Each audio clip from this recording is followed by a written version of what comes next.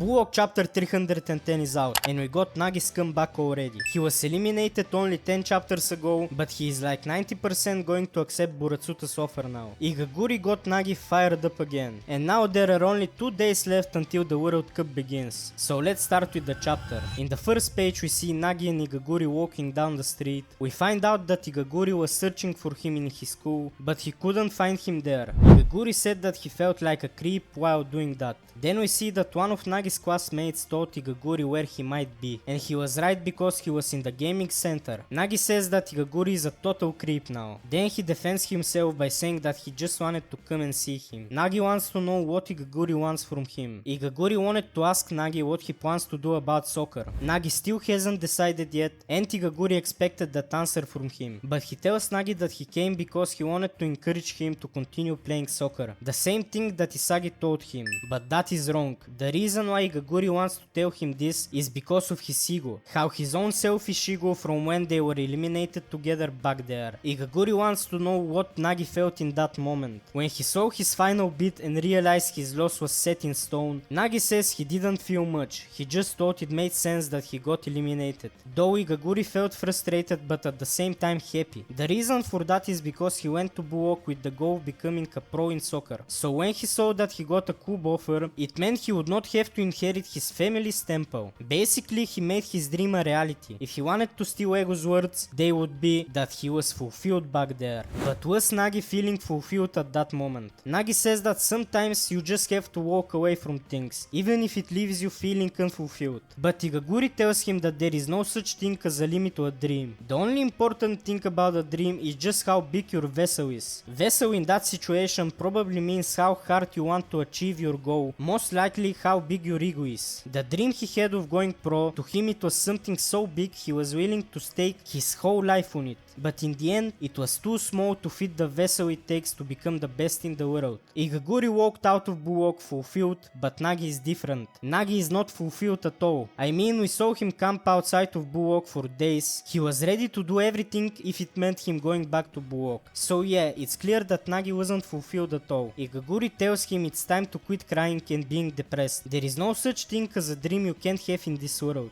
That is all Igaguri wanted to tell Nagi. He feels proud of how he delivered it. After Igaguri's speech, Nagi reveals to him that he got invited to join the Under 20 World Cup by Buratsuta. Upon hearing that, Igaguri is crashing out because he did not get an invite from him. But Nagi tells him that he did not accept the offer. Igaguri wants to know why he did not. Nagi then tells him that he has no intention of crushing Bullock, and on top of that he can't bring himself to betray it. But Igaguri is shocked and asks Nagi if that is the only reason why he declined the offer. And Nagi says yes. In the next page, Igaguri tells him that he had already betrayed Bullock, the biggest betrayal out of all the players there. He needs to think back on it. The reason he lost was because he made the final pass to Reo at the very end. By doing that, he went completely against the whole idea of being the best striker in the world. And now he doesn't want to betray them. Igaguri says that Nagi is an idiot. The more Nagi talks, the more pissed off Igaguri gets. Nagi wants to know what Igaguri would think of him if he accepted the offer and became obedient to Buratsuta. What would Reo and Isagi think of him if he became a slave to that guy? But Igaguri tells him that he is super pathetic. How does this guy have the nerve to come back here is what they would say. But if Nagi's dream is so weak that he would give it up just because of what others think, then he should just quit.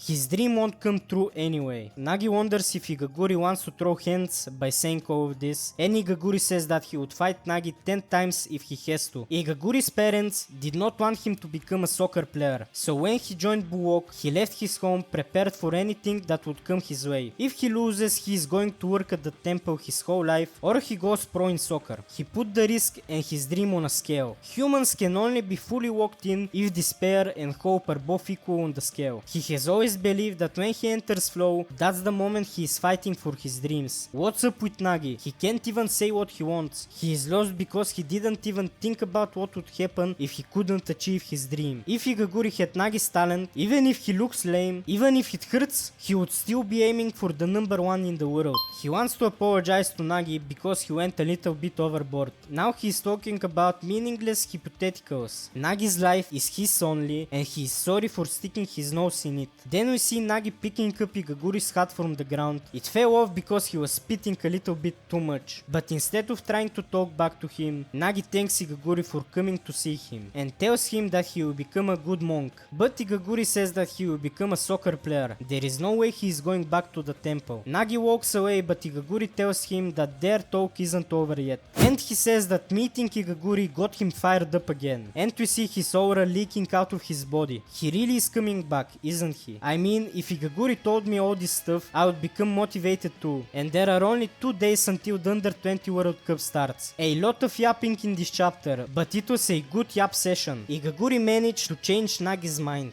He returned the lost fire to him. Igaguri is not coming back, but he did his role and he will be joining a pro team. His soccer journey is not over yet, but let's talk about Nagi's return. Is it too early because he got eliminated just 10 chapters ago and now he has only 2 days to join the Under 20 World Cup? He will have to complete Buratsuta's trial if he wants to join them. But in only 2 days, what will he learn? What will his training be? Isn't he going to be the same player but a little bit fired up now? Why in the first place would he get eliminated? Just so he comes back 10 chapters later. It is not fully confirmed that he will join the Buratsuta tree, but if he joins him, then he will be his slave. Buratsuta will have full control of him. Is Nagi going to be able to give his soul that way? I'm not sure, but in the next chapters we will surely find out what his decision would be. He might no longer bother with what others think of him. If he comes back, he will be playing for himself. He will have to create a new ego and a new dream for him to achieve. In the last chapter we saw that there were 30 days until the start of the World Cup, but in this chapter we find out that there are only 2 days left. So we time skipped all the Bullock training. I wanted to see the interactions between all the evolved players in those 30 days, but I guess we will see a couple of flashbacks during the World Cup games. In this post-Neo Egoist League arc, Nagi stole almost all of the focus. He got more screen time than even Isagi. We could not see the other matches that Isagi was supposed to attend and we skipped the training arc. But before we judge, we should wait and see how Nagi will be handled if he joins the Under 20 World Cup. How will things work now? At this point, I think there is almost zero chance that Tego will allow Nagi to play in the official matches. So, how will Buratsuta make him do it? Anyways, tell me your thoughts about this chapter. Did you like it or did you not? If you like this chapter review, make sure to like this video and subscribe. Thanks for watching, see ya!